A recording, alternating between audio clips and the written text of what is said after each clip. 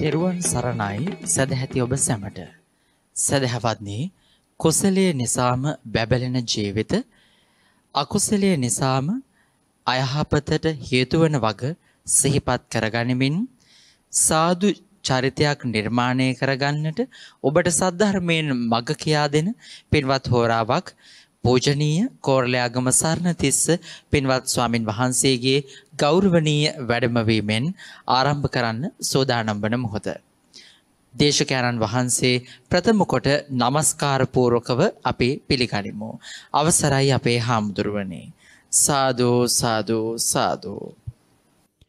සමන්ත චක්කවාලේසු අත්‍රා ගච්ඡන්තු දේවතා සද්ධම්මං මුනි රාජස්ස සුනන්තු සග්ග මොක්ඛදං ධම්මස්සවන කාලෝ අයං බදන්තා ධම්මස්සවන කාලෝ අයං බදන්තා ධම්මස්සවන කාලෝ අයං බදන්තා.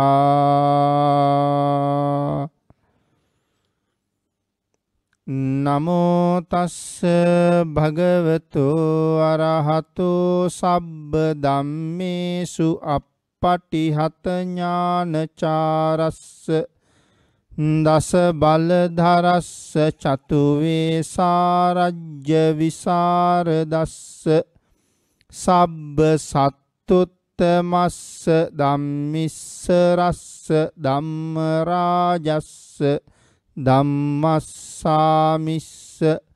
තථාගතස්ස සබ්බඤුනෝ සම්මා සම්බුද්දස්ස.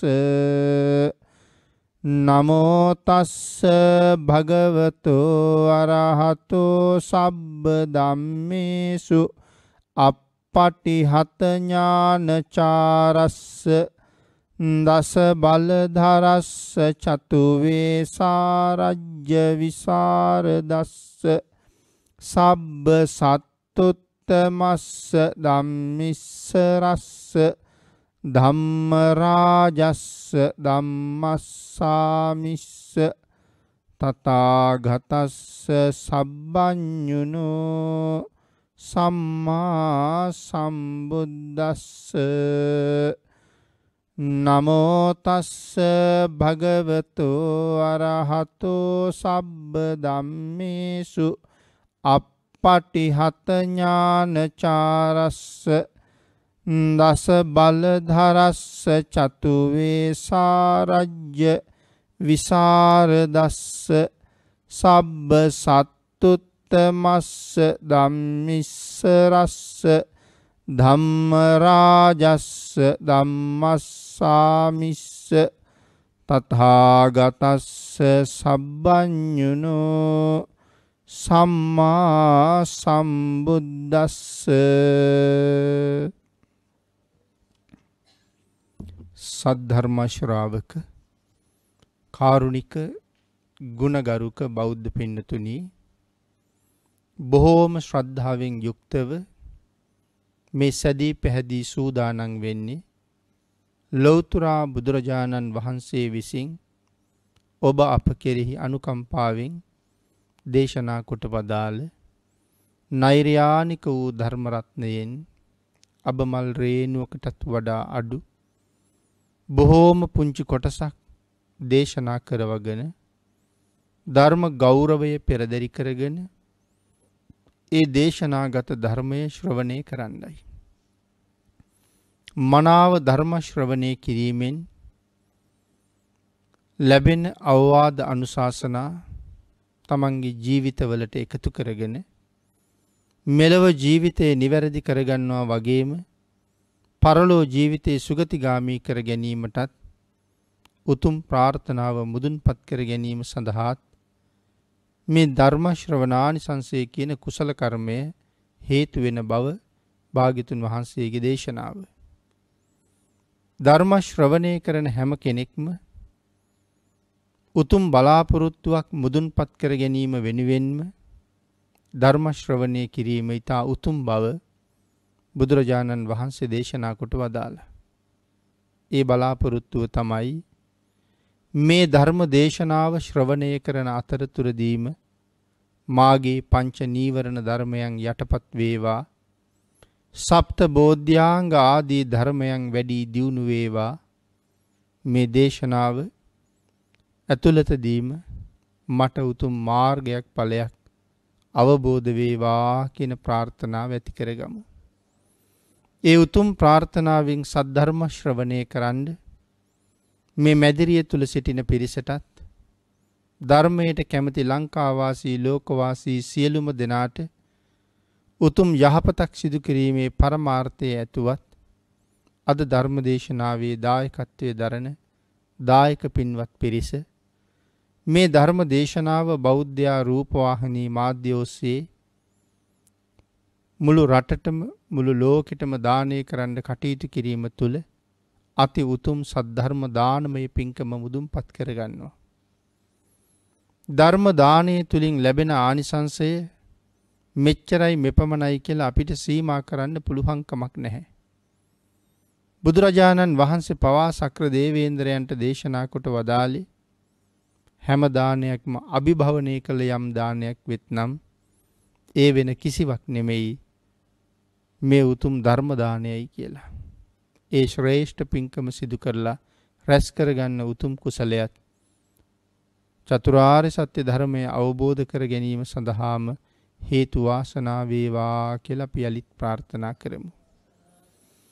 පින්තුනි, අද ධර්ම දේශනාවේ මාතෘකාව හැටියට මම යොදා ගන්න කල්පනා කළේ ධම්මපද පාළියේ සඳහන් වෙන තවත් උතුම් ගාථා රත්නයක්. යෝචේ වස්ස සතං ජීවේ දුස්සීලෝ අසමාහිතෝ ඒකාහං ජීවිතං සෙය්‍යෝ සීලවන්තස්ස ජහයිනෝ. අපේ බුදුරජාණන් වහන්සේ ජීවමානව වැඩ ඉන්න කාලේ තරමක් වයස ඉක්ම ගියපු 30 දෙනෙක් ශාසනය පැවිදි වෙන්න තීරණය කරලා බුදුරජාණන් වහන්සේටත් කරුණ දක්වලා භාග්‍යතුන් වහන්සේගේ අවසරය ඉල්ලගෙන පැවිදි වුණා. යම් ප්‍රමාණයක් මේ වෙනකොට වයස ගෙවිලා තියෙන නිසා උන්වහන්සේලා කල්පනා කළා ග්‍රන්ථ ධූරයේ හදාරන්න අපිට තවත් කාලයක් නැහැ. ඒ නිසා අපි කෙලින්ම විදර්ශනා ධූරයට යොමු වෙමු කියලා බුදුරජාණන් වහන්සේ වන්දනා කරලා පස්සේ කාලේ කමඨහන් ඉල්ලගෙන වනාන්තරගත වෙන්න තීරණය කළා. උන්වහන්සේලාගෙන් බුදුරජාණන් වහන්සේ විමසුවා මොන වනාන්තරයටද වඩින්නේ කියලා. ස්වාමීනි, අපි අහවල් වනාන්තරයට තමයි වඩින්නේ කියලා වඩින ප්‍රදේශයේ පිළිබඳව කරුණු සඳහන් කළා. ඒ වෙලාවේ අපි බුදුරජාණන් වහන්සේ උන්වහන්සේලාට කමඨහන් ලැබලා දීලා වඩින්න අවසරත් දීලා මතක් කළා යන ගමන් සාරිපුත්තයන් වහන්සේ මුණ ගැහිලා යන්න කියලා. උන්වහන්සේලා සාරිපුත්තයන් වහන්සේ මුණ ගැහෙන්න වැඩියා. සාරිපුත්තයන් වහන්සේ අහුවා, ආයුෂ්මතුන්ලා මේ ප්‍රදේශයට වැඩම කළේ ඇයි? මං ඉන්න තැනට ආවේ ඇයි? ස්වාමීනි, අපි භාවනා කරන්න කමඨහන් ඉල්ලගෙන වනාන්තරගත වෙන්නයි හිතුවේ. නමුත් භාග්‍යතුන් වහන්සේ සඳහන් කළා සාරිපුත්තයන් වහන්සේ මුණ ගැහිලා මේ ගමන යන්න කියලා. සරියුත් මහරහතන් වහන්සේ කල්පනා කළා මගේ සම්බුදු පියාණන් නිකරුණේ නම් කෙනෙක් මම ළඟට එවන්නේ මොකක් හරි හේතුවක් මෙතෙන්ට තියෙන්න ඕනේ. ඒ කාරණාව ආවර්ජනය කරලා උන්වහන්සේ දැනගත්තා මේකයි හේතුව කියලා.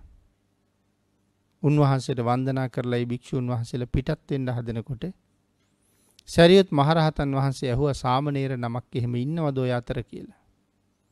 නෑ ස්වාමීනි කියලා සඳහන් කළා. එහෙනම් සාමණේර නමක් එක් කරගෙන යන්න කිව්වා. උන්වහන්සේලා සඳහන් කළා ස්වාමීනි සාමණේර නමක් එක්ක යන එක අපිට කරදරයි. අපි යන කටයුත්ත මුදුන්පත් කරගන්නයි අපිට ඕනේ. පොඩි නමක් එක් කරගෙන ගියහම උන්වහන්සේ ගැන ලොකු වගකීමක් තියෙන්න ඕනේ. ඒක අපිට බාධාවක් කියලා සඳහන් කළා.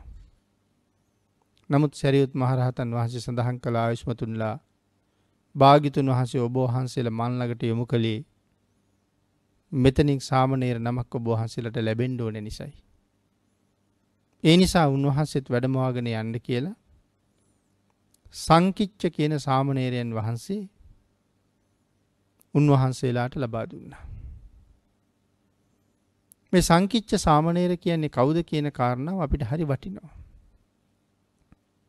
රජගහ නුවර එක සිටු කුමාරියක් විවාහ වෙලා ටික කාලෙකින් රෝගාතුර වෙලා මරණයටපත් වුණා. හැබැයි ඇය මරණයටපත් වෙනකොට ඒ දරු ගැබක් පිළිසිඳ ගත්ත කාන්තාවක්. මවත් එක්ක දරුවත් මැරෙන්න ඇති කියලා පිරිස හිතන්නේ ඇති. ඇගේ දේහය සොහනට ගෙනහිල්ලා ආදාහනය කළා. නමුත් ගිනිදැල් නිමීගෙන යනකොට මේ අය දැක්කා අර කාන්තාවගේ මුළු ශරීරෙම දැවිලා. නමුත් කුස විතරක් ඉතුරු වෙලා. ඒ නිසා මේ අය නැවතත් ඒ ඉතුරු වෙච්ච කුස ප්‍රදේශයේ එළියට අරගෙන උල් වලින් ඇන්නා. ඇනලා බැලුවම කිසි විශේෂත්වයක් නැහැ. නමුත් අර එක හෙලිපාරක් මේ පුංචි දරුවගේ ඇහැ ළඟින් තුවාල කරගෙන ගියා. මේ අය ආපහු සැරයක් ඒ කුස ආයේ ගිනි අඟුරු ගොඩේ දාලා ගිනි අඟුරු වලින් වහලා ගියා. ආය පහවදා උදේ සෑය නිමලා එතන කටයුතු ඉවර කරන්න යනකොට මේ අය දැක්කේ හරියට නිකන් රත් පියුමක් උඩ වැඩ ඉන්නවා වගේ අර ගිනි මැලේ උඩ මේ කුමාරයා තාම ජීවත් වෙමින් ඉන්නවා. අම්මගේ කුස ඔක්කොම දැවිලා. නමුත් දරුවා ඉන්නවා. පුදුමයටත් පත් වෙලා බීතියටත් පත් වෙලා දරුවා අරගෙන ගියා. මේ තරම් ගින්දරෙන් දෙපාරක් පුලුස්සලත් මොහු දැවුන්නේ නැත්තේ ඇයි කියන කාරණාව නිමිත්ත පාඨකයෝ ළඟට ගිහිල්ලා විමසහම ඒ අය සඳහන් කළා මේ දරුවා ගෙදර තියාගත්තොත් ඔබලාට හිඟමන තමයි උරුම වෙන්නේ. හැබැයි මේ දරුවා පැවිදි කළොත් 500ක් භික්ෂූන් වහන්සේලා පිරිවරාගෙන ලෝක සත්වයාට හිතසුව පිණිස උන්වහන්සේ හැසිරෙනවා. මේ ඥාති පිරිස මේ දරුවා කුමක් හෝ වේවා කියලා බොහොම හොඳට හදලා පෝෂණය කළා. ළමා වයසේ සමහර වෙලාවට අනික් අයත් එක්ක සෙල්ලම් කරන්න ගියහම රණ්ඩු සරුවල් කරගන්නවා. එතකොට අනික් ළමයි බනිනවා. උඹේ අම්මා ගිනි ගොඩේ දාලා පුච්චනකොට තමයි ඔබ හම්බුනේ කියලා. ඉතින් ওই කාරණාවත් දැනගෙන සංවේගය ඇති වෙලා ඥාතීන්ට ඒ කාරණාව කියලා මට මහාන වෙන්න ඕනේ කියලා කරුණු දක්වහම ඒ අය මේ දරුවා ගෙනහිල්ලා සරියුත් මහරහතන් වහන්සේට තමයි බාර කළේ. සංසාරේ කොයිතරම් පිං පුරලා තිබුණද කියන කාරණාව සඳහන් කරනවා. පැවිදි කරන්න කෙස් බාන අතරේ සිව්පිලි සිඹියාපත් මහරහත් භාවය ලැබුවා කියලා. 7 අවුරුදු වයසේ. ඒ මහරහතන් වහන්සේ තමයි දැන් මේ භික්ෂූන් වහන්සේලාත් එක්ක පිටත් කරලා හරින්නේ. මොකද බුදුරජාණන් වහන්සේ බැලුවා මේ භික්ෂූන් වහන්සේලාට මේ වනාන්තරයේදී කරදරයක් වෙනවද කියලා. භාග්‍යතුන් වහන්සේ දැක්ක යාචකයෙක් නිසා උන්වහන්සේලාට ලොකු කරදරයක් වෙනවා. ඒ කරදරෙන් බේරන්න ඕන නිසා තමයි සරියුත් මහරහතන් වහන්සේ ගාවට පිටත් කළේ. දැන් එතකොට එතන 39යි සාමණේර නමයි 31 නමයි වනාන්තරයට වැඩම කරන්න යනකොට බොහෝ දුර යොදුන් 120 ගාණක් පමණ උන්වහන්සේලා දුර ගමන් කරලා ගෙවල් දහසක් පමණ තියෙන ප්‍රදේශයක වනලැහැවක් හොයාගත්තා. පිඬුසිඟා වඩින්න ගොදුරු ගමක් තියාගෙන. නමුත් ඒ ප්‍රදේශයේ බොහෝම සතුටින් උන්වහන්සේලාට වස් ආරාධනා කළා. ඒ ආරාධනාවත් පිළි අරගත්තා. වස් සමාදන් වෙලා ළඟම වන ලැබේ උන්වහන්සේලා සාකච්ඡා කරගත්තා. අපි ගෙවල් දොරවල් අත්හැරලා ආවේ සංසාරයෙන් එතර වෙන්නයි.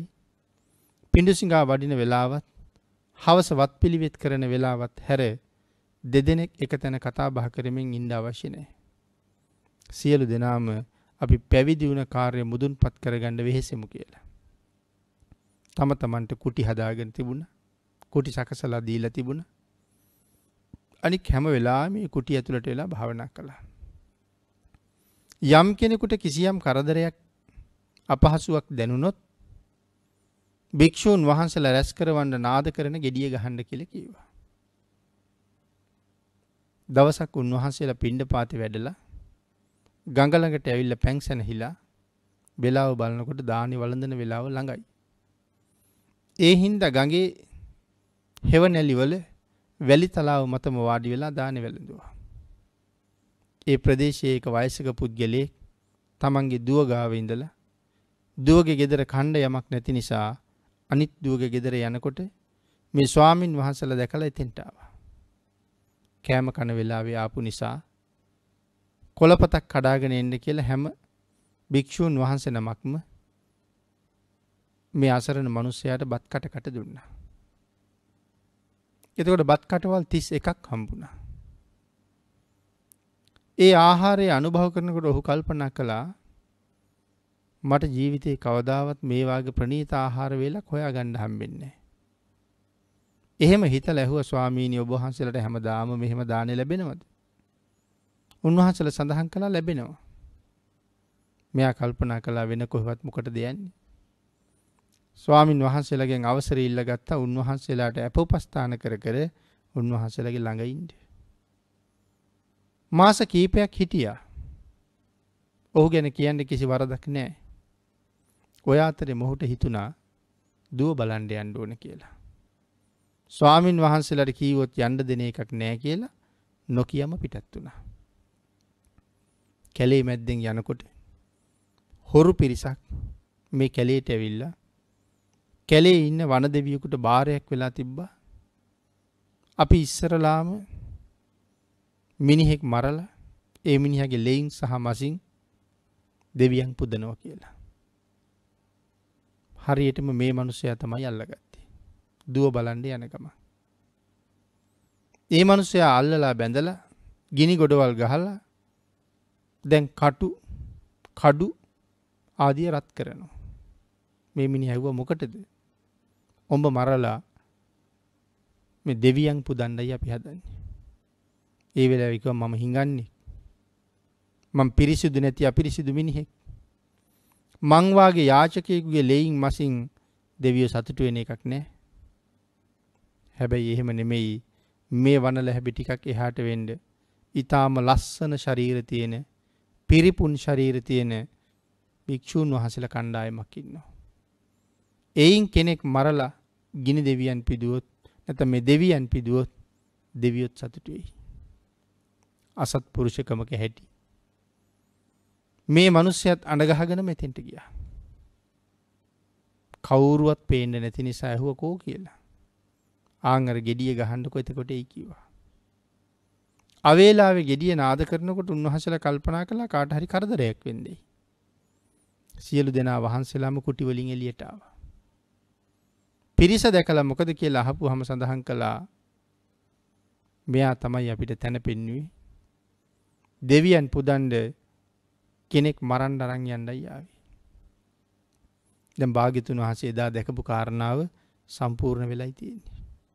යාචකයෙකුගෙන් කරදරයක් වෙනවා කියලායි භාග්‍යතුන් වහන්සේ දැක්කේ. එතන හිටපු වැඩිමහලුම ස්වාමීන් වහන්සේ සඳහන් කළා ආයුෂ්මතුන්ලා එහෙනම් දැන් අපිට කරදරයක් ඇවිල්ලා තියෙනවා. මෙතන වැඩිමහල්ලා මමයි. සහෝදර පිරිසට කරදරයක් වුණාම වැඩිමහල්ලා තමයි ඒකට මුහුණ දෙන්න ඕනේ. මම මේගොල්ලොත් එක්ක යනවා. ඔබ වහන්සේලගේ කාර්යය සම්පූර්ණ කරගන්න. එතන දෙවණියට වැඩිමහලු කෙනා සඳහන් කළා නෑ ස්වාමීනි. ඔබ වහන්සේ මේ අය බලාගෙන වැඩ ඉන්න ඕනේ. ඔය බර මගේ කර උඩයි තියන්න ඕනේ. 3වෙනි ස්වාමීන් වහන්සේ 4වෙනි ස්වාමීන් වහන්සේ 30වෙනි ස්වාමීන් වහන්සේ ගාවට යනකම් දැන් සියලු දෙනාම හොරුත් එක්ක යන්නල හැතිය මම යන්නම් කිය. මෙන්න මේ වෙලාවේ 7 අවුරුදු වයසේ සාමණේරයන් වහන්සේ ඇවිල්ලා කියනවා නෑ ස්වාමීනි. ඔබ වහන්සේලා නෙමෙයි යන්න ඕනේ මමයි. උන්වහන්සේලා සඳහන් කළා නෑ. ඔබ සාරිපුත්තයන් වහන්සේගේ ශිෂ්‍යයෙක්. ඔබ මේ වාගේ මූණ දුන්නා කියලා කිව්වොත් උන්වහන්සේ අපිට චෝදනා කරයි. ඔබ වැඩ ඉන්න අපි යන්නම් කියලා. නෑ ස්වාමීනි. බුදුරජාණන් වහන්සේ ඔබ වහන්සේලා මගේ ගුරු සාරිපුත්ත මහරහතන් වහන්සේ ළඟට එව්වෙත් සාරිපුත්තයන් වහන්සේ ඔබ වහන්සේලා ළඟට මම එව්වෙත් ඔබ වහන්සේලාගේ ආරක්ෂාවට. මේ ගමන යන්න ඕනේ මමයි. උන්වහන්සේ නවත්තන්න බැරි වුණා හොරුත් එක පිටත් වුණා. අර ස්වාමින් වහන්සේලාගේ ඇස් වලින් කඳුළු වැක්කිරෙනවා.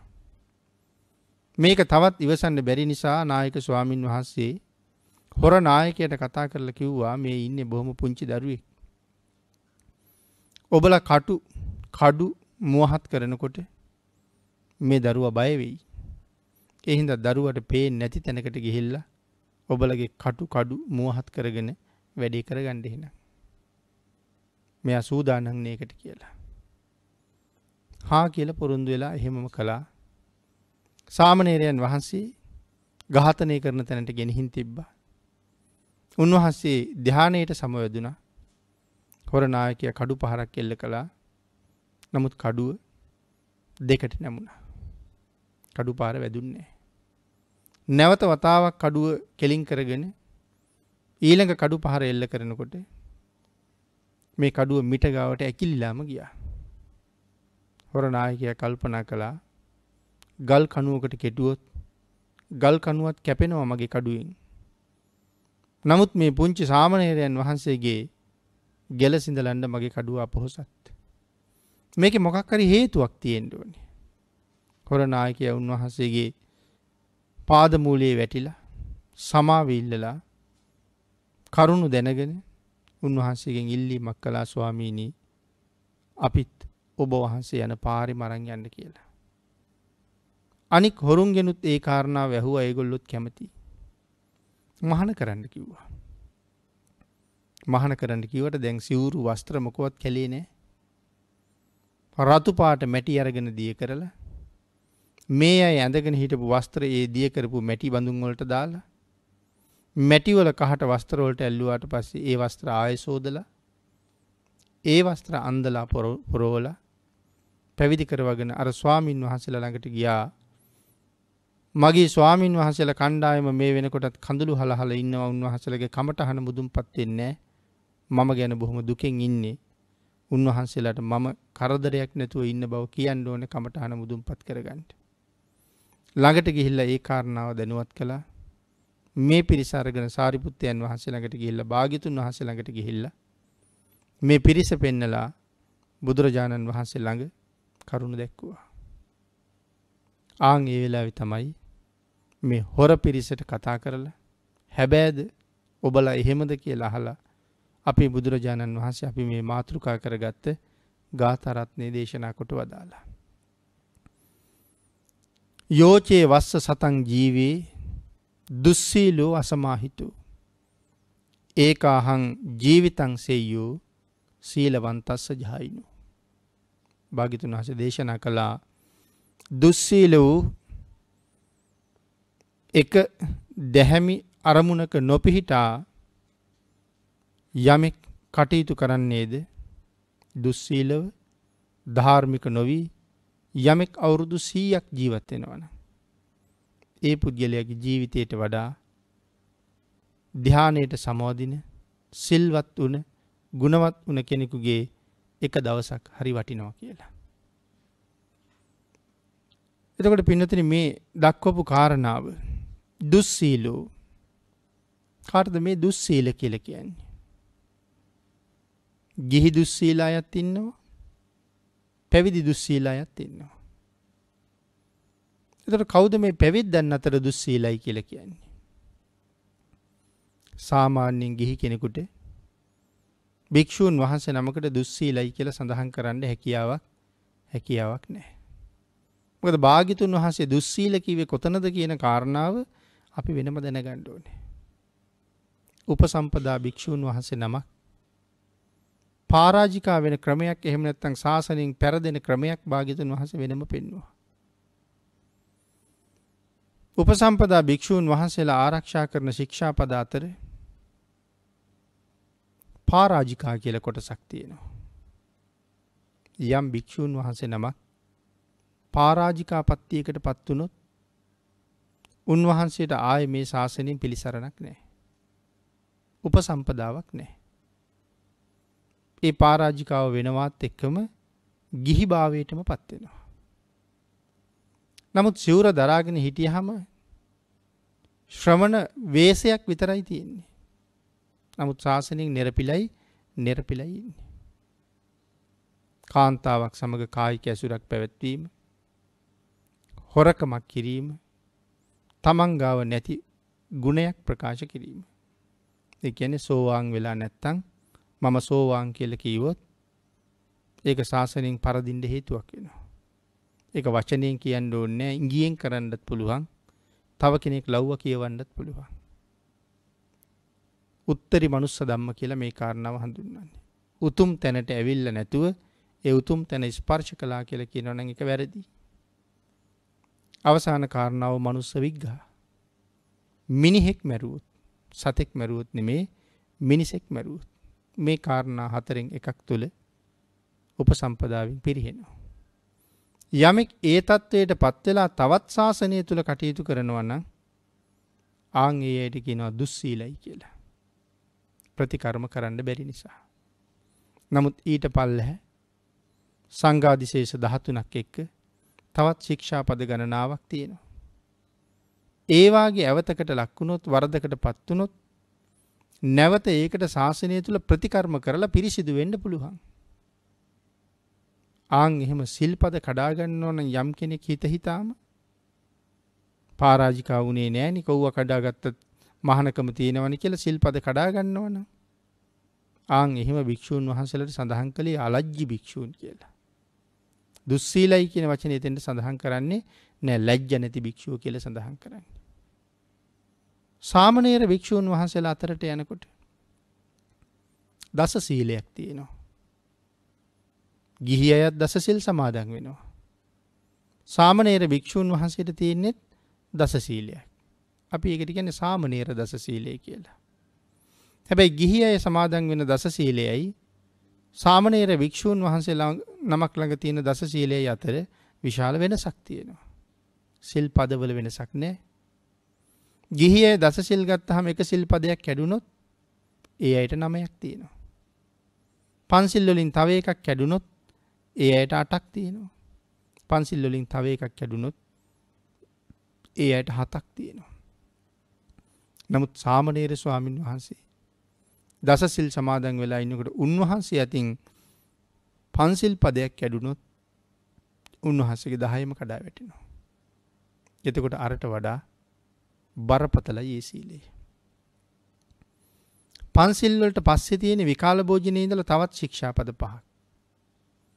ඒ ශික්ෂාපද වලින් එකක් කැඩුනොත් උන්වහන්සේගේ මහානකම නිතෝ යන්නේ නැහැ. හැබැයි පන්සිල් වලින් එකක් කැඩුනොත් ශ්‍රමණ ලිංගයම නැතුව යනවා කියලා කියන්නේ. ඒ කියන්නේ ශ්‍රමණ භාවය සම්පූර්ණයෙන් අහෝසි වෙනවා. එහෙම වුණොත් ආපහු සිල් දීලා ඒ කාරණාවල් සම්පූර්ණ කරන්න ඕනේ. නමුත් විකාල භෝජනේ කැඩුනොත් ඒකට දඬුවම් තියෙනවා. ආචාර්යවරු විසින් දඬුවම් කරනවා. බෝමලුව අමදින්න, චෛත්‍ය මළුවට වැලි ගෙනිහින් දාන්න. ගුරු ස්වාමීන් වහන්සේ තමයි තීරණය කරන්නේ කොච්චර වැලි ගෙනියන්න ඕනේද. වැලි චාති 5ක්, වැලි චාති 10ක්. උන්වහන්සේ සඳහන් කරාම ඒ වැලි චාති 10 ගෙනිහින් දැම්මට පස්සේ උන්වහන්සේ නිදහස්. නමුත් ආයති සංවරයේ පිහිටවන්න ඕන නිසා ආයසිල් දෙනවා නම් හොඳයි. පන්සිල් වලින් එකක් කැඩුනොත් ශ්‍රමණ භාවයේම නැතුව යනවා. විකාල භෝජනේ ඉඳලා ඉදිරියට තියෙන ශික්ෂාපදයක් කැඩුනොත් උන්වහන්සේලා ඒ දුස්සීල හැටියට හඳුන්වනවා. නමුත් මහානකම තාම තියෙනවා, පිළියම් කරන්න පුළුවන්. ඉතින් මේ දේවල් තව හුඟක් ගැඹුරට කරුණු සඳහන් කරන්න පුළුවන්. ඊළඟට ගිහි දුස්සීල කියලා කාට කතා කරනවද?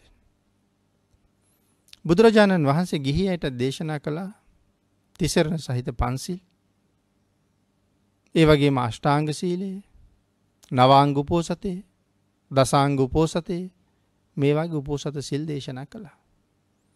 ඒ වුණාට අපි හැමදාම අටසිල් සමාදන් වෙන්නේ නැහැ. අපි හැමදාම දසසිල් සමාදන් වෙන්නේ නැහැ. නමුත් අපි හැමදාම අපි ගාව තියෙන්න ඕන සීලයක් තියෙනවා. ඒ පන්සිල්. ගිහි අයට හැමදාම පන්සිල් තියෙන්න ඕනේ නැහැ කියන කාරණාවක් භාග්‍යතුන් වහන්සේ දේශනා කරන්නේ නෑ. ඒක ගිහි අයගේ නිත්‍ය සීලය. එහෙමනම් අර ස්වාමින් වහන්සේලාගේ ඒ සිල් මට්ටම් උල්ලංඝනය වෙනකොට ඒ විපර්යාසයන්ට ලක් වුණා වගේ අපිට බැහැ උන්වහන්සේලාට දුස්සීලයි කියන්නේ. මොකද පන්සිල් නැත්තම් අපිත් දුස්සීලයි. ඒ පන්සිල් නැති අයට කිවි ගිහි දුස්සීල කියලා. එවන් දුස්සීල මට්ටමක ඉඳගෙන අපිට කවදාවත් ශාසනයට චෝදනා කරන්න තරම් ශක්තියක් ඉතුරු වෙලා නැහැ. එදාට එහෙනම් තව කෙනෙකුට දුස්සීලයි කියන අපිත් දුස්සීලයි. ආන් ඒ නිසා නියත පන්සිල් අපි සියලු දෙනාටම අවශ්‍යයි. එහෙම නැත්තම් අපිත් ඉන්නේ ওই දුස්සීල කියන තැන. භාග්‍යතුන් වහන්සේ මෙතන දේශනා කළා යෝචේ වස්ස සතං ජීවේ දුස්සීලෝ අසමාහිතු. යම් කෙනෙක් කොච්චර කාලයක් ජීවත් වෙනවද? අපිට හරියටම ජීවත් වෙන කාලය කියන්න බෑ. නමුත් මේ කාලේ හැටියට අපි සාමාන්‍යයෙන් අවුරුදු 70ක් 75ක් ඊට කලාතුරකින් 90ක් 95ක් ඊටත් වඩා කලාතුරකින් අවුරුදු 100ක් 102ක් 103ක් වගේ ජීවත් වෙන අය ඉන්නවා. ඒ ආයුෂයේ කොච්චර එහාට ගියත් බුදුරජාණන් වහන්සේ දේශනා කරනවා ඒකෙන් වැඩක් නැහැ. ඔහු දුස්සීල නම් කියලා. දුස්සීලව ගත කරන අවුරුදු 100ක් වටින්නේ නැහැ. හැබැයි යම් කෙනෙක් මනාව සුසිල්වත්ව ගත කරන එක දවස දුස්සීලයාගේ අවුරුදු 100ට වඩා බොහොම වටිනවා කියලා භාග්‍යතුන් වහන්සේ දේශනා කළා. මොකද මේ සීලවන්තයාට මේ සමාජයට කරන්න පුළුවන් මෙහෙවර අපමණයි. සංකිච්ඡයන් වහන්සේ හොරු පිරිසක් සංසාරයෙන් එතර කරන්න මේ ශාසනයට අරගත්තා. සංසාරයෙන් එතර වෙන්න සසුන්ගත වෙච්ච භික්ෂූන් වහන්සේලා 39කගේ ජීවිත උන්වහන්සේ බේරගත්තා. තමන් වහන්සේ කොහොමත් සංසාර සාගරේ පරතරයට පීනලා ඉවර කරගත්තා. ඊටාම ලාභාලවදීම. ආන් එවන් උතුම් ජීවිත වලින් තව කී දෙනෙකුට යහපතක් හැදෙනවද? අපේ බුදුරජාණන් වහන්සේ දානයේ පිළිබඳව කරුණු දක්වනකොට භාග්‍යතුන් වහන්සේ දේශනා කළා දක්කින විභංග සූත්‍රයේ අපේ අය හොඳට අහලා තියෙනවා. තිසරණ සහිත පන්සිල් තියෙන කෙනෙකුට කෑම වේලක් දුන්නොත් අපිට අනාගත ජීවිත අසංකේයයක් ආහාර හිග වෙන්නේ නැහැ කියලා. තිසරණ සහිත තියෙන කෙනෙකුට කෑම වේලක් දුන්නොත්. එතකොට අපි අය කල්පනා කරලා බලමු අපි ගාව තිසරණයි පන්සිලුයි තියෙනවා නම් අපිට සලකන අයට මොන තරම් පින් කන්දක් ජීවිතයට එකතු වෙනවද කියලා. සමහරට වයසට ගිහිල්ලා ඒ අම්මට දරුවෝ හොඳට සලකනවා. බේත් හේත් වලින්, ඇඳුම් පැළඳුම් වලින්, තවත් නොඑක් අවශ්‍යතා මේ සම්පූර්ණ කරලා දෙන මොහොතක් ගානේ තමන්ගේ දරුවගේ ජීවිතයේ මොන තරම් පින් ගලනවද? අපේ බුදුරජාණන් වහන්සේ මේ කාරණාව ආයෙත් සැරයක් පැහැදිලි කළා. පුණ්‍යාභිසන්ද සූත්‍රයේ අංගුත්තර නිකායේදී. පුද්ගලයාගේ ජීවිතයට පින් ගලන මහ ගංගා 8ක් තියෙනවා කියලා. බුදුන් සරණ යාම, දහම් සරණ යාම, සංඝුන් සරණ යාම ගංගා 3ක්, අනික් ගංගා 5 පන්සිල්. යමෙක් ගාව මේ පන්සිල් පද 5 රැකිනවා නම් ඔහුගේ ජීවිතයේ රැදවල් දෙකේම මහ ගඟක් පිරීලා ගලනවා වගේ පිං පිරීලා ගලනවා කියලා භාග්‍යතුන් වහන්සේ දේශනා කළේ. එතකොට බෞද්ධයා කියලා කියන්නේ තෙරුවන් සරණ ගියපු කෙනාට. ඒ තිසරණේ අර්ථවත් වෙන්නේ පන්සිලුත් එක්ක.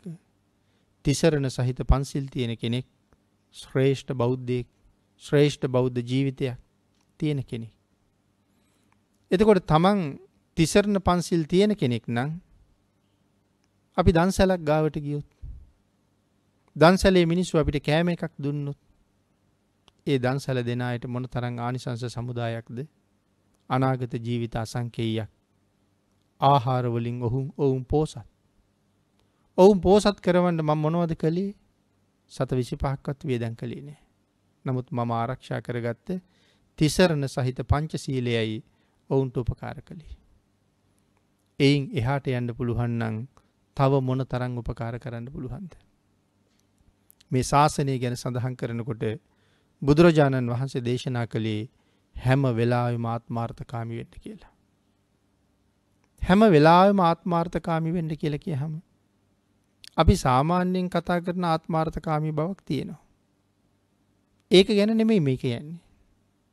හැබැයිම ආත්මාර්ථය කියලා කියන්නේ තමන්ට යහපතක් කරගන්න එක.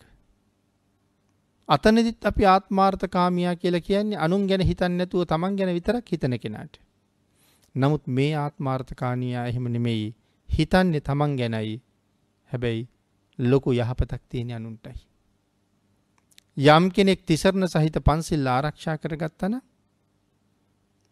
ඔහු මරණින් පස්සේ සුගතියක යන කෙනෙක්. ආයේ මිනිසෙක් නැත්නම් දෙවියෙක් වෙලා ඉපදෙන කෙනෙක්. අපි ඉපදෙන තැන තීරණය කරන්නේ සීලයයි කියන කාරණාව බණ අහන මේ පින්නතුන් දැන් හොඳට දන්නවා. කොච්චර දන් දුන්නත් ඉපදෙන තැන තීරණය කරන්න බෑ. උපදින්නේ කොහෙද කියන කාරණාව තීරණය කරන්න පුළුවන් සීලයටයි. මේ වෙලාවේ අපි ගාව කොච්චර සිල් තියෙනවද දන්නේ. නමුත් මේ තරම් අනිත්‍ය ජීවිතයක් කොයි වෙලාවේ අපිට නැති වෙයිද දන්නෙත් නැහැ. හදිස්සියේ සිල් නැත්තම් හදිස්සියේ මරණයටපත් වුණොත් මට හම්බ වෙන්න ඕන ඊළඟ ඇඟ වෙනම තීරණය වෙලයි තියෙන්නේ. අද බෙහෙම බොහොම ලස්සනට ඇඳලා පැළඳලා කනකර ආභරණ පැළඳගෙන හිටියට හදිසියේ මැරුණොත් සමහරලාට ඊළඟ ඇඟ කූඹියෙක් වෙන්නත් පුළුවන්. ඉහෙඳ මැස්සෙක් වෙන්නත් පුළුවන්. ඒ මෙහෙම විතරක් නෙමෙයි මේ කෝටි ලක්ෂයක් සක්වලේ සක්වලවල් දහස් ගණන් එහා පැත්තේ උපදින්නත් පුළුවන්.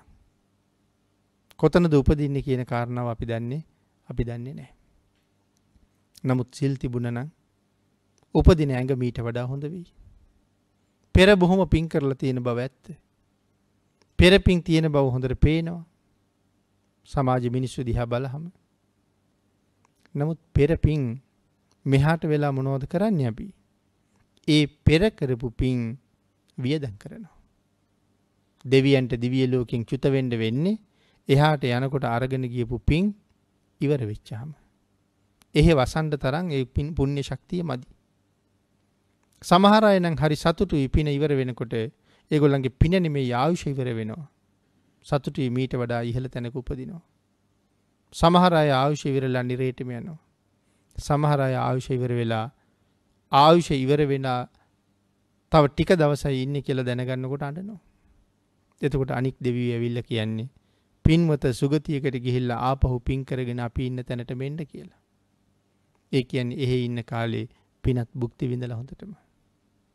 දැන් මේ මනුස්ස ලෝකේ ඉඳගෙන අපි කරන්නේ පෙර පින් තමයි භුක්ති විඳින්නේ. අපි තාම මැරෙන්නේ නැතුව ඔහොම ඉන්නේ ඇයි? සමහර මිනිස්සු පාරට බැස්සාම හැප්පිලා මැරෙනවා. සමහර කට්ටිය වාහන වලට යට වෙලා මැරෙනවා. සමහර කෙනෙක් කවුරු හරි ගහලා මරනවා. සමහර කෙනෙක් ඇනලා කොටලා කපලා මරනවා. නමුත් අපි තාම මැරුන්නේ නැහැ. සමහර කෙනෙක් නොඑක් රෝග වලට ගොදුරු වෙනවා. අපිට තව පිළිකා හැදුන්නේ නැහැ. අපිට තාම වකුගඩු ලෙඩ වුන්නේ නැහැ. අපිට තාම හෘද වස්තුවේ රෝග ආවේ නැහැ. නමුත් එනවනම් එන්න හේතු ඕන තරම් තියෙනවා. මේ කාලේ ආහාර ගන්න ගියහම වස විස නැති ආහාරයක් හොයාගන්න හරි අමාරුයි. කෙසෙල් ගෙඩියක් අරගත්තත් විස ගොඩක්. මඤ්ඤොක් කාලයක් අරගත්තත් වහ ගොඩක්. මේ විදිහට කල්පනා කරලා බලහම අපි වැඩිපුරම අනුභව කරන්නේ වස විසම තමයි. එච්චර වස විස ගොඩක් අනුභව කරලත් තවත් මෙහෙම ජීවත් වෙන්නේ ඇයි? ප්‍රතිසන්දි චිත්තය කොයිතරම් බලවත්ද කියන එකයි පෙන්වන්නේ. පෙර ජීවිතයක මැරිලා නැවත මෙහි පහළ වෙන්න මට පහළ වුණ ප්‍රතිසන්දි චිත්තයගේ තිබිච්ච බලවත් බව ප්‍රාණවත් භවයේ තියෙන ශක්තිය හින්දායි මේ තරම් වස විස වලින් පිරිච්ච ලෝකයක ජීවත් වෙලා තාම කරදරයක් නැතුව ඉන්නේ. ඒ තරම් ශක්තිය අරගෙන ඉපදිලා රැකිලා ආරක්ෂා වෙලා ඉන්නකොට මේ වියදම් වෙන්නේ පෙර පිංනේ. එහෙනම් මෙහෙන් යන්න ලෑස්ති වෙනකොට මෙහෙ එන්න අරගත්ත පිනට වඩා යමක් ගෙනියන්න තියෙන්න ඕනේ. මෙහෙන් යන්න යනකොට ගෙනාපු පින හුඟක් ඉවරයි. නමුත් ආයෙ හොඳ තැනක උපදින්න ඕන නම් සුගතියක යන්න ඕන නම් තිබ්බට වඩා වැඩි යමක් සම්පාදනය කරගන්න ඕනේ. අද මේ ජීවිතයේ අහවල් දේ මට නැති හින්දා අඩුයි නිසා දුකක් තියෙනවද? ඇයි මට මේ දේවල් හිග වුණේ අනික් අයට තියෙන්නත් මට නැති වුණේ? පෙර මම දීලා මදි නිසා. මේ ජීවිතේ අනාගත ජීවිත අසංඛ්‍ය අප්‍රමාණ ගානක් සැලසුම් කරන්න මට හම්බ වෙච්ච හොඳම තැන. අද ජීවිතයේ අහවල් දේවල් නැති නිසා තියෙනවා නම් දුකක්. නමුත් අනාගතයේ නැවත උපදිනකොට එවන් දුකක් නොවෙන්න නම් ඒක සම්පූර්ණ කරන්නම වෙනවා මෙහිදී. මේ ජීවිතේ මනාව සැලසුම් කරගත්තොත් ඕකට තමයි භාග්‍යතුන් වහන්සේ දේශනා කළේ දස දාන වස්තුවක්. දස පුණ්‍ය ක්‍රියාවන් සම්පූර්ණ කරගෙන දස දාන වස්තුවෙන් පෝෂණය වෙච්චහම අනාගතයේ කිසිම දුකක් අඩුපාඩුවක් බාධාවක් කම්කටොල්ලක් නෑ බෑ කියන දුකක් නැතුව නිවන් දකින්න තුරු මේ ජීවිතේ සැලසුම් කරන්න පුළුවන් මනාව. ඒ සැලසුම කරන්න හම්බ වෙච්ච හොඳ අවස්ථාව මේක. ගෙට සැලස්මක් හදනකොට වත්ත සැලසුම් කරනකොට උද්‍යානයේ සැලසුම් කරනකොට තවත් ජීවිතයේ නොඑක් සන්දිස්ථානවල නොඑක් දේවල් සැලසුම් කරනකොට ආවාහ විවාහ සැලසුම් කරනකොට නිවන් දකින්න තුරු මගේ සංසාරෙත් සැලසුම් කරන්න අමතක කරන්න නැති වෙන්න ඕනේ. හුඟක් දෙනා හෙට මැරිලා යන තව මොහොතින් මැරිලා යන්න කල් තියාගෙන මේ ටිකම මේ පංචකාමයෙන් පිරලා සැලසුම් කරනවා මිසක් අනාගතයට වෙන්නේ මොකද්ද කියන කාරණාව පිළිබඳව හැඟීමක්වත් නැහැ. එතකොට හරි අහිංසක ජීවිත. නමුත් ඒවා දුස්සීල ජීවිත. මරණ මංචකයේ ගිනි දැල් දැක්කොත් කාට කෑ ගහලා කියන්නද? නැගිටලා ගිහිල්ලා උජහට සිල් ගන්නද? එහෙනම් කලින් සිල් අරගෙන ඉන්න ඕනේ. කලින් ඒවා සම්පූර්ණ කරලා ඉන්න ඕනේ. එතන දැක්කොත් වෙන කරන්න දෙයක් ඇත්තෙම නැහැ. එතන ගිනි දැල් නොදකින්න ජීවිතයක්. පින්නතින අපි හැමදාම පින් කළා නෙමෙයිනේ. මේ ජීවිතේ ලැබිලත් පෙර පින් භුක්ති විඳින බව ඇත්ත. අපි ඉස්කෝලේ ගියේ කාලේ පින් කරන්න යමු උනේ නැහැ. කවුරුවත් අපි පින් කරන්න සමහර ලාවට අරන් ගියෙත් නැහැ. පන්ති යන්න බෑ කිව්වොත් නම් වේවැල අරගෙන ළඟට එන්න පුළුවන්. නමුත් අද සිල් ගන්න එන්න අම්මේ බෑ කියලා කිව්වොත් වේවැල ගන්නේ නැහැ කවුරුවත්. සිල් ගන්න බැරි නම් ඔය හිටපු ආවේ. හැබැයි පන්ති යන්න බෑ කිව්වොත් ඉස්කෝලේ යන්න බෑ කිව්වොත් වේවැල් පාර වදින්න පුළුවන්. නමුත් වේවැල් පාර වදින්න ඕනේ සිල් ගන්න එන්න බෑ කිව්වොත් දන් දෙන්න එන්න බෑ කිව්වොත්. එහෙම වෙන්නේ නැහැ සාමාන්‍ය සමාජයේ. ඒ හින්දා අපි ඒ කාලේ මහ ලොකු පින් කළෙත් නැහැ. ආවාහ විවාහ වෙච්ච වයසේ අපි ලොකුවට පින් කළෙත් නැහැ. අපි අපේ ජීවිත ගැන හොඳට කල්පනා කරලා බැලුවොත් අපි හැම කෙනෙක්ම බොහෝ අය පින් කරන්න පටන් අරගෙන තියෙන්නේ මේ ළඟදී ඉඳලා. දවසකට පැය 2යි නම් බණ ඇහුවේ. ඒ පැය 24කින් පැය 2යි බණ අහලා තියෙන්නේ. දවස් 2ක් යනකොට පැය 48කට බණ අහලා තියෙන්නේ පැය 4යි. පැය 44ක් අපි අල්ලාප සල්ලාප වල යෙදුණා. මේ නොයෙක් හිස් වචන සම්පප්‍රලාප කතා කර කර මුසාබස් දොඩ සිල් කඩාගෙන ඔහි ජීවත් වුණා. දවස් 48කින් පැය 4ක් බණ අහලා පැය 44ක් පිනක් නොකර ඉඳලා මේ සංසාරේ සුගතියක් හොයාගෙන යන්න පුළුවන් වෙයි කියලා හිතනවද? ආන් ඒකයි මම කිව්වේ වහ අවදි වෙන්න කාලේ ඇවිල්ලා තියෙන්නේ. හෙට වෙනකන් ජීවත් වෙයි කියලා කාටවත් විශ්වාසයක් නැහැ. ඒ හින්දා වහාම දැම්ම පටන් ගන්නයි තියෙන්නේ. ආන් ඒකයි අරක කියන සූත්‍රයේදී අරක කියන ශාස්ත්‍රවරයා සඳහන් කළේ ඔළුවට ඇවිලිලා නම් ගින්දර ඒක නිමණ්ඩ නගලනවට වඩා මෙතෙක් මට කරගන්න බැරි වෙච්ච පින්කමක් තියෙනවා නම් වහ ඒක කරන්න කියලා. අරක ශාස්ත්‍රවරයා ওই කතාව කියන්නේ කොයි කාලෙද? ඒ කාලේ මිනිස්සුන්ගේ ආයුෂ අවුරුදු 60000යි. ඒ කාලේ මිනිස්සුන්ට තිබුණේ ලෙඩ 6යි. ලෙඩ 6යි ආයුෂ අවුරුදු 60000යි. ඒ කාලේ තමයි කියන්නේ ඔළුවට ගිනි ගන්නකොට ඒක නිමණ්ඩ වෙහෙසෙනවට වඩා කරගන්න බැරි වෙච්ච පින්කම කරගන්න කියලා. මොකද ඒ තරම් ජීවිතේ අනිත්‍ය බව පැහැදිලි කරනවා. එතකොට අද කාලේ වෙනකොට අපිට 60000 තබා හුඟක් අය 60ක්වත් ජීවත් වෙන්නේ නැති තරම්. සාමාන්‍යයෙන් 80 60 වාගේ අතරට අපේ ජීවිත තීරණය වෙලා හුඟක් ජීවිතේ. එතකොට ලෙඩ රෝග ගැන කල්පනා කරලා බලහම අද තියෙන ලෙඩ රෝග අපිට හිතා ගන්නත් බෑ. සමහර අය මැරුණාම වලල්ලා 3 මාසයක් විතර ගියාම තමයි වෛද්‍ය වාර්තා වෙන්නේ හැදිලා තිබ්බේ අහවල් ලෙඩේ කියලා. වෛද්‍යවරයවත් දන්නේ හැදිලා තියෙන ලෙඩේ. ඒ තරම් රෝගාබාධ අද පිරීලා තියෙනවා. අවුරුදු වයසත් හොඳටම ලාබාල වෙලා ලෙඩ රෝගත් ඊටාම උත්සන්න වෙලා. එහෙනම් මේ කාලේ අපි මොනව කරන්න වෙයිද? මේ කාලේ අපි කොහොම වැඩ කරන්න වෙයිද? විදුලියට වඩා වේගෙන් වැඩ කරන්න කියලා කිව්වත් මදි වගේ කියලා හිතෙනවා. හැබැයි එදත් කරුණු දක්වපු මේ අරක ශාස්ත්‍රවරයා වෙන කවුරුවත් නෙමෙයි මෙදා ලෞතුරා බුදුරජාණන් වහන්සේමයි. එහෙනම් එදත් අපි මෙදත් අපිට භාග්‍යතුන් වහන්සේ මඟ කියලා දුන්නා. සසර භයානක බව පෙන්වුවා. වටිනා ශ්‍රේෂ්ඨ උතුම් ජීවිතයක් එක දවසක් එවන් කෙනෙක් ජීවත් වෙන එක දුස්සීලයක අවුරුදු 100ක් ජීවත් වෙනවට වඩා හරි වටිනවා කියලා දේශනා කළා. සිල් ගුණ ඇතුව ජීවත් වෙන ඒ දවස තුල ඒ සිල්වත් ගුණවත් පුද්ගලයාට යම් කෙනෙක් වතුර උගුරක්ද ලැබලා දුන්නේ. බෙහෙත් පෙත්තක්ද ලැබලා දුන්නේ. ඒක ඔහුට අනාදිමත් කාලයක් සුවය සඳහාම හේතු වෙනවා. සැපය සඳහාම හේතු වෙනවා. තව බොහෝ දෙනා පාපයෙන් අතමුදෝලා සුගතියට අරගන්නවා. තමන් සිල් සහිතව විඳින සැපය තමන් තුළ මරණයට තියෙන නිර්භීත බව අන් අයට කියලා දීලා නිර්භය පුද්ගලයෙක් බවට පත් කරන්න කටයුතු කරනවා. ඒ සත්පුරුෂයෙකුගේ හැටි. ආන් එහෙම සත්පුරුෂයෝ මරලා දාන්න මාරයත් ටිකක් බයයි කියලා තමයි කියන්න වෙන්නේ. ව්‍යක්තනම් විනීතනම් මාරය ටිකක් බයයි. ඇයි මේ ව්‍යක්ත කියලා කියන්නේ? හොඳට දන්නවා කියන එක. මොනවද දැනගන්න ඕනේ? නිවනට යන මඟ දැනගන්න ඕනේ. ඒ ගැන ව්‍යක්ත වෙන්න ඕනේ. අපි වෙන බොහෝ දේවල් ගැන ව්‍යක්තයි. මම ওই කරුණ කීප සැරයක් සිහිපත් කළා. වෛද්‍යවරයෙක් නුනට වෛද්‍යවරයෙක් වෙන්නේ කොහොමද කියන කතාව දන්නවා. රියදුරෙක් නුනට රියදුරෙක් වෙන්නේ මෙන්න මෙහෙමයි කියලා දෙන්න අපි දන්නවා. ආන් ඒ වාගේ තාම නිවන් අවබෝධ කරලා නැති වුණාට නිවනට යන මඟ තව කෙනෙකුට කියලා දෙන්න පුළුවන් වෙන්න ඕනේ. ආන් මේ නිවන් මගේ ව්‍යක්ත බවයි මෙතන භාග්‍යතුන් වහන්සේ සඳහන් කරන්නේ.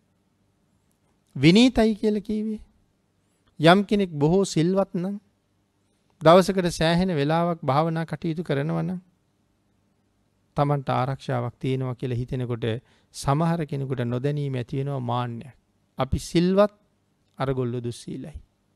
අපි හොඳට භාවනා කරන අය, අපි යෝගීවරු අරගොල්ලෝ නිකන් අය. ඒ හින්දා තමන් ගැන මාන්නයක් ඇති වෙනවා. ඒක වෙන්න හොඳ නෑ කියලායි භාග්‍යතුන් වහන්සේ දේශනා කරන්නේ.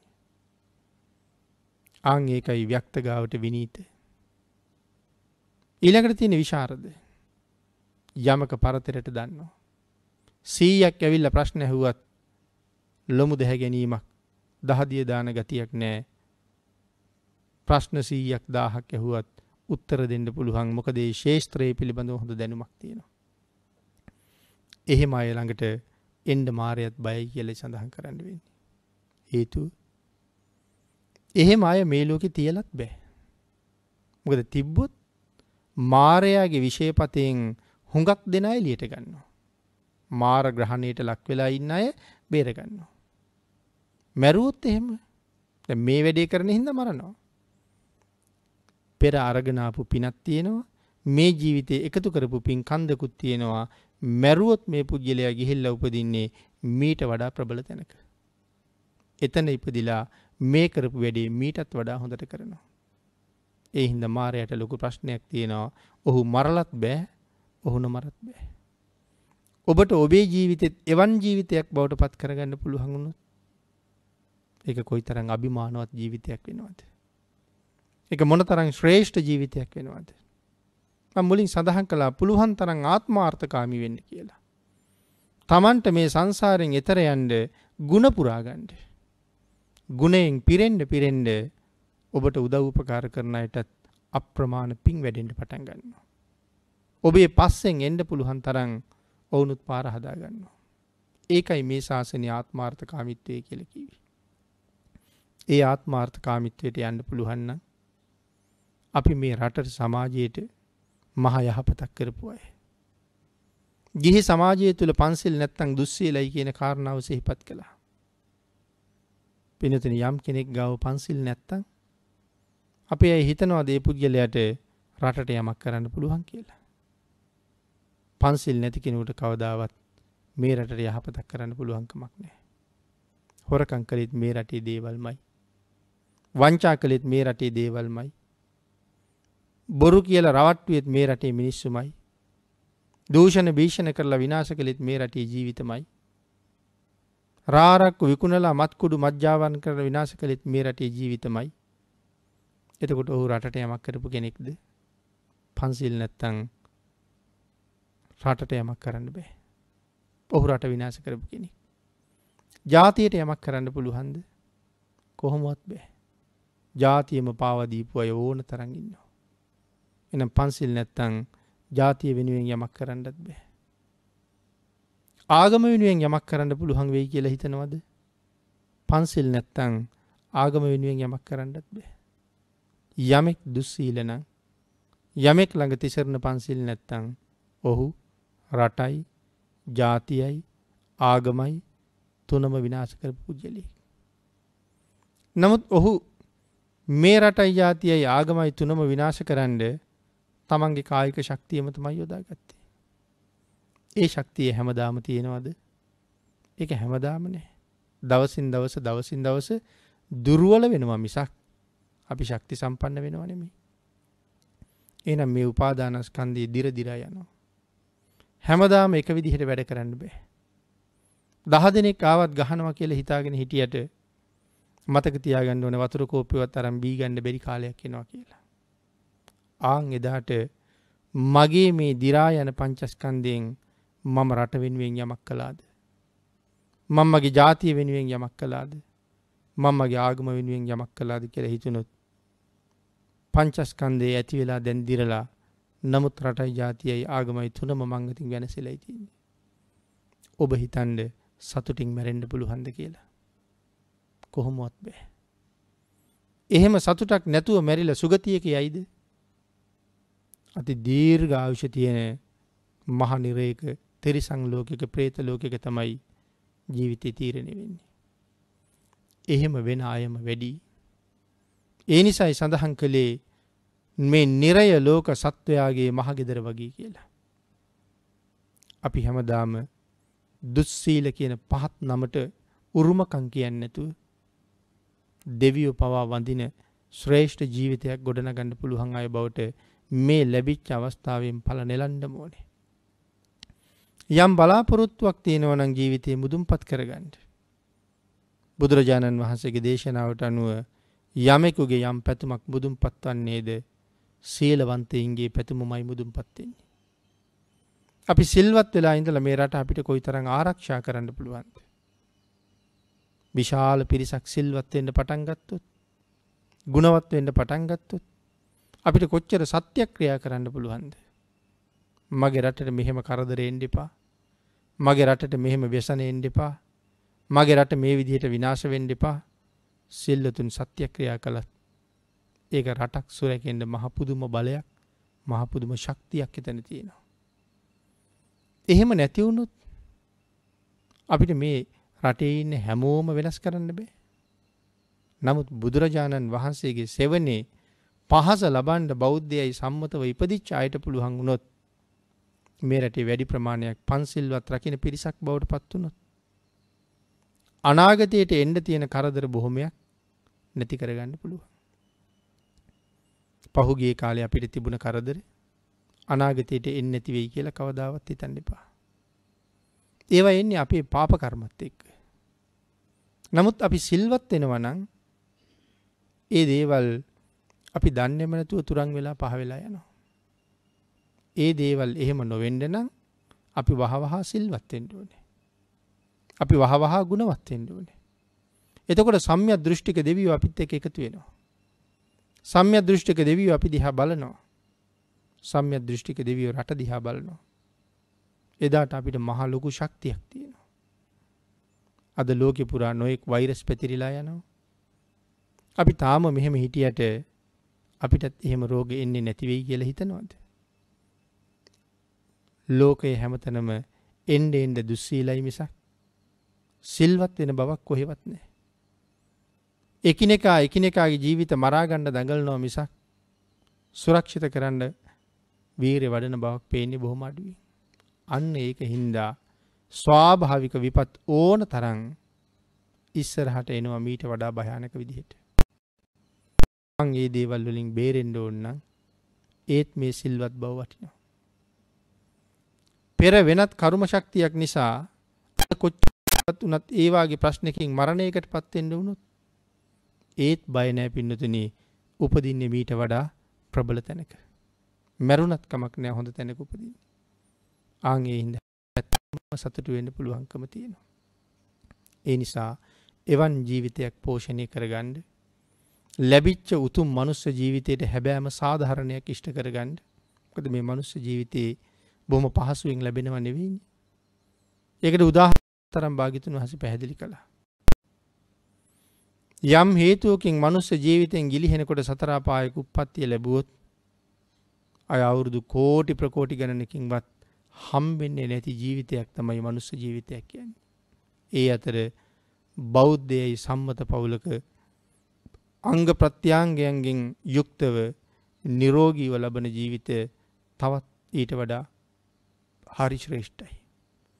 පෙර පින් බොහෝසේ වියදම් කරලා ලබාගත් ජීවිතයක්. ඒ නිසා මිල කරන්න බැරි ජීවිතයක්. රංග රිදී මුතු මැණික් වාගේ දේවල් වලට මිලක් තියෙනවා. නමුත් අපි ඒව හංගලා ආරක්ෂා කරනවා. නමුත් මනුස්ස ජීවිතයට මිලක් නැහැ. ඒක අමිල වූ වස්තුවක්.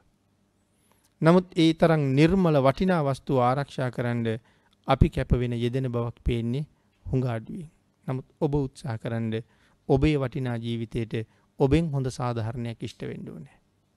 එදාට සුගතියෙන් සුගතියට ගිහිල්ලා බලාපොරොත්තු වෙන බෝධියෙන් උතුම් නිවන දක්වා ගමන් කරන්න මනාව පිරිසිදු අපිට ශක්තිය ඇති වෙනවා.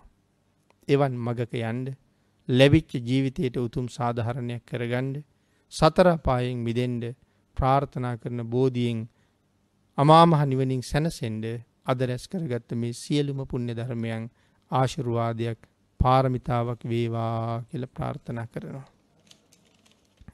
පින්තුනි අද මේ උතුම් ධර්ම දේශනාවේ දායකත්වයේ දරනු ලබන්නේ අනුරාධපුර ජයන්ති මාවතේ අංක 519 23 ලිපිනයෙහි පදිංචි හේමචන්ද්‍ර මෙන්ඩිස් මහත්මයා ඇතුළු පවුලේ ඥාති මිත්‍රාදීන් විසින් උතුම් අරමුණු කීපයක් සිහිපත් කරනවා. නිදන ප්‍රාප්තියට පත්වන ස්වර්ණපාලී පෙරේරා මෑණියන් මියගිය සියලු ඥාති හිත මිත්‍රාදීන් අපවත් වී වදාළ දරණාගම කුසල ධම්ම නායක ස්වාමින් වහන්සේටත් මේ රැස් කරගත් උතුම් පින් අනුමෝදන් කරන්න මේ පින්කම මේ විදිහට සංවිධානය කරන බව සිහිපත් කරනවා.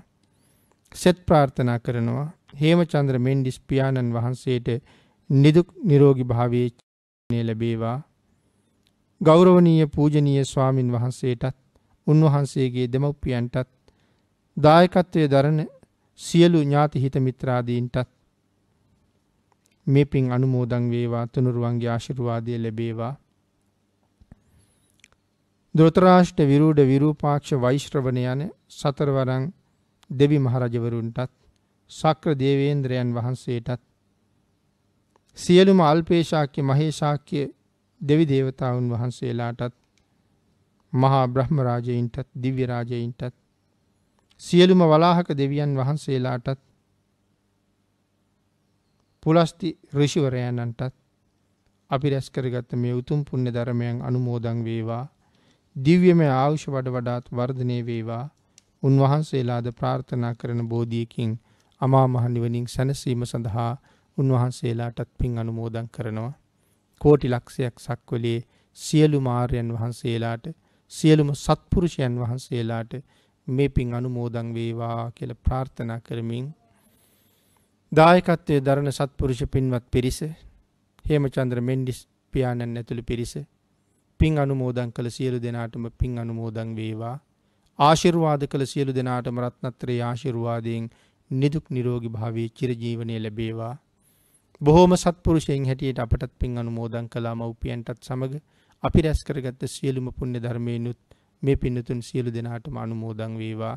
ඔබ අප සියලු දෙනාටම ඊ타ම ඉක්මන් භවයක ඊ타මත්ම කෙටි කාලයකින් සැප සහිත ප්‍රතිපදාවකින් උතුම් චතුරාර්ය සත්‍ය ධර්මය අවබෝධ වේවා කියලා ප්‍රාර්ථනා කරමු. ආකාසට්ඨා ච බුම්මට්ටා දේවා නාග මහිද්దికා පුඤ්ඤන්තං අනුමෝදිත්වා චිරං රක්ඛන්තු ලෝක සාසනං දේවෝ වස්සතු කාලේන සස්ය සම්පatti හෝතු ච පීතෝ භවතු ලෝකෝ ච රාජා භවතු ධම්මිකෝ. සාදු සාදු සාදු. සදහවත්නි මෙතුම් වූ දේශනාව පවත්වා වදාළේ පූජනීය කෝරළයාගම සරණතිස්ස පින්වත් ස්වාමින් වහන්සේ. දේශකයන්න් වහන්සේට නිදුක් නිරෝගී චිරජීවනයේම සැලසේවා. සාදු සාදු සාදු. ඒ පින්වත් ප්‍රාර්ථනාව සමගින් දේශනාව නිමාට පත්වනවා. ස්වාමින් වහන්සේට ගෞරවයෙන් යුතුව පිළියෙල කළ මේ පරිස්කාර පූජාවන් සිදු කරන්න සදැහැති පිරිසට ආරාධනා කරමින්